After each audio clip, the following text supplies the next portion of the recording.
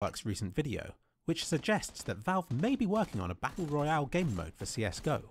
But you can see what it might be like right now using the Go for the Kill custom game mode that Kinsey has been working on for quite a while now, since before PlayerUnknown's even. You can check out his site in the description for information and servers to play it on right now.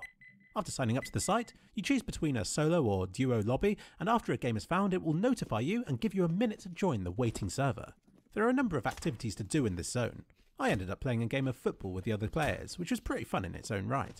I then got parachuted into the world and could choose where I landed. The experience mirrored PUBG more closely than I could have expected, in a good way. Gameplay wise, he has modified the weapons to make them suit this very different style of play to vanilla CSGO. There is now only jumping in accuracy, so guns will behave the same whether you're stood still or sprinting. Rather than recoil, there is now random spread, but the first shot remains fairly accurate. Bullets now model velocity and gravity, so you'll have to compensate for this when taking your shots. He's thinking of adding a mode with normal feeling CSGO weapons, depending on how large the player base gets. As it is, the weapons feel strange at first. In my initial encounter, I started out like it was CSGO, before quickly realising that by calming down and by tapping slowly, I stood a better chance of winning. And then by firing wildly at point blank again. After my first confrontation, I explored the church and picked up all the gear that I'm used to having. I then moved onto a hut for some more stuff, and then up the side of a large mountain. These are used to break up the map. Once you get to the top, you transition to another quarter of the level. This is done remarkably seamlessly and allows for the world to be 4 times larger than what is actually possible in CSGO. Here's the world map, with overpass for comparison. From up here, I could see the death zone closing in around me. It's odd to see such a thing within a CSGO match, but it felt just as ominous as it does within a dedicated Battle Royale game.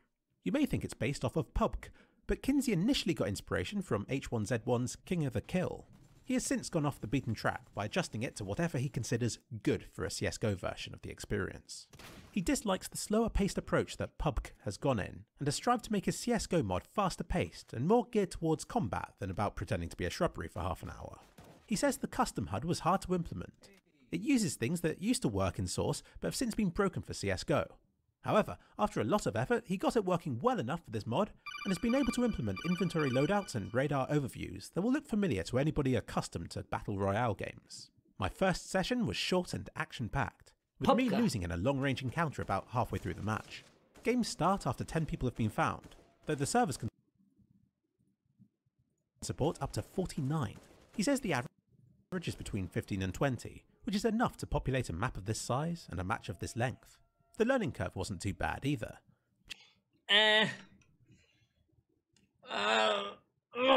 Doesn't look super interesting.